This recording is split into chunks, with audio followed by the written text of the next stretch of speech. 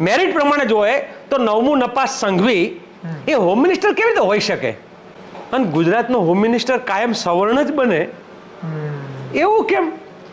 ગુજરાતનો home minister વાણિયા અને બ્રાહ્મણ જ બને એવું શું કામ? વાણિયા બ્રાહ્મણ ને પટેલ આ ત્રણ સિવાય ગુજરાતમાં હોમ મિનિસ્ટર જ કોઈ ના બની શકે? એટલે જેટલા પણ મહત્વના ખાતાઓ છે કે જેમાં અઢળક કરોડો અને અરબો રૂપિયા છે અને જેમાં ગુજરાતનો વિકાસ કરવો કે વિનાશ કરવો એનો નિર્ણય કરવાનો જેમાં છે એ બધા જ ખાતા સવર્ણોના હાથમાં છે. અને જેમાં કશું જ નથી કરવાનું એ બધા ખાલી કહેવાય ને કે આ એક ઓબીસી માંથી બનાવ્યો, એક કોળી સમાજમાંથી બનાવ્યો, એક આદિવાસીમાંથી ને એક દલિતમાંથી, એટલે માત્ર નામ પૂરતા ખાતાઓ આપે છે. સંઘીઓ એમ કે અમે જાતિવાદમાં નથી માનતા. તમે જાતિવાદમાં નથી માનતા, મેરિટમાં માનો છો, તો આરએસએસના 7માંથી 6 દેશના વડાઓ 6 વખત બન્યા એ ચિત્તપાવન બ્રાહ્મણ જ કેમ બને? એટલે શું ભારતમાં માત્ર ચિત્તપાવન બ્રાહ્મણ છે એ જ મેરિટમાં આવે? મારો આદિવાસી ના આવે? મારા દલિતમાંથી કોઈ? એટલે અમારી 80% વસ્તીમાં એક પણ મેરિટમાં ના આવે. ગુજરાતની અંદર 76 અલગ અલગ ખાતાઓ છે, વિભાગો છે. બાલ કલ્યાણ વિભાગ હોય, રેવન્યુ વિભાગ હોય, નાણાં વિભાગ હોય, એવા 76 ખાતાઓ થાય. આમ તો ખાતા જ છે આ લોકો, કશું ખાતા જ છે ગુજરાતમાં, કશું જ બચાવતા નથી. લોકોનું કમાયેલું ખાવાનું કામ કરે એવા ખાતાઓ 76 વિભાગો છે. આ 76માંથી 66 મનુવાદી માનસિકતાવાળા, મનુવાદી વિચારધારાવાળા અને મનુવાદી સામાજિક માળખામાં ગોઠવાયેલા લોકો પાસે છે.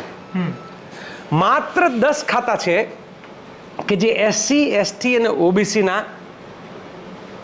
રબર સ્ટેમ્પ જેવા મંત્રીઓના હાથમાં છે. બિચારા પુરુષોત્તમભાઈ સોલંકી શું આપ્યું તો કે ફિશરીઝ અને પશુપાલનના રાજ્ય કક્ષાના મંત્રી.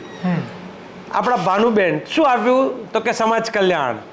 આપણા ડિંડોર તો શું આપ્યું તો કે જંગલ અને પર્યાવરણ અને પ્રાથમિક શિક્ષણ. ડિંડોર પીએચડી થયેલા, એને પ્રાથમિક શિક્ષણ. અને ઋષિકેશ મારા ખ્યાલથી કોલેજ પણ પૂરી નથી કરી, એને હાયર એજ્યુકેશન.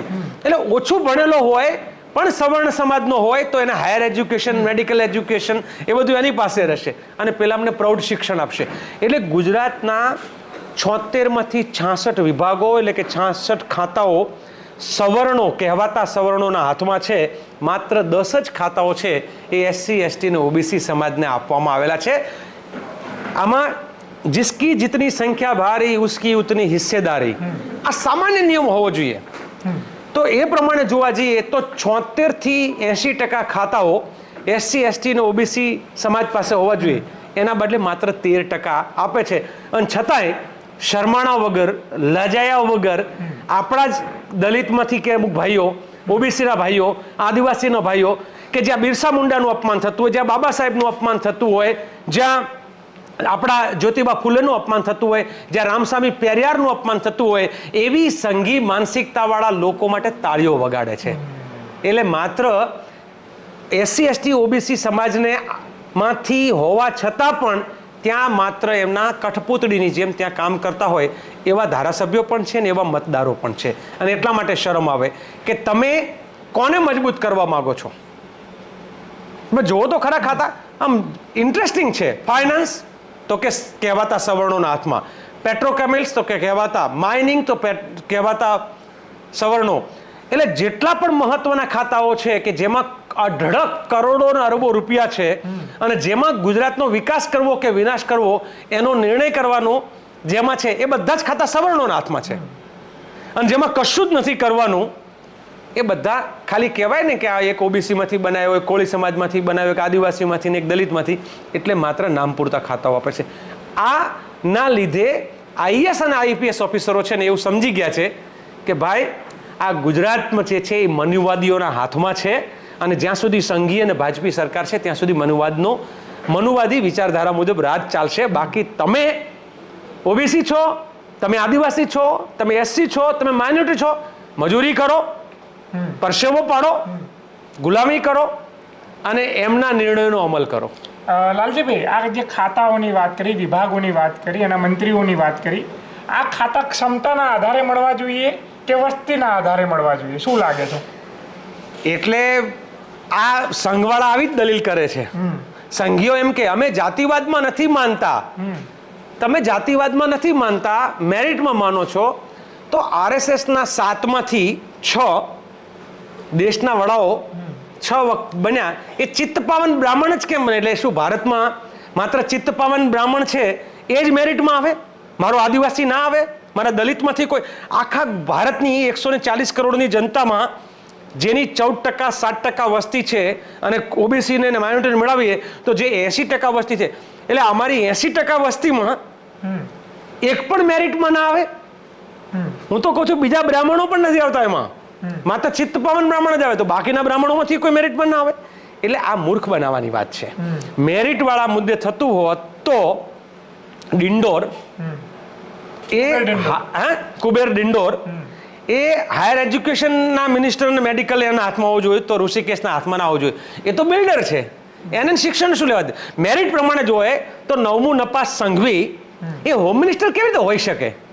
મેરિટ પ્રમાણે હોય તો મારા સમાજના, આદિવાસી સમાજના, દલિત સમાજના અનેક લોકો આઈપીએસ અને આઈએએસ ઓફિસરો છે, યુપીએસસી ક્લિયર કર્યું છે, ડોક્ટરો છે, વૈજ્ઞાનિક છે, પ્રોફેસર છે, પીએચડી છે, અનેક તમે મેરિટમાં જેવા માગો એવા લોકો છે.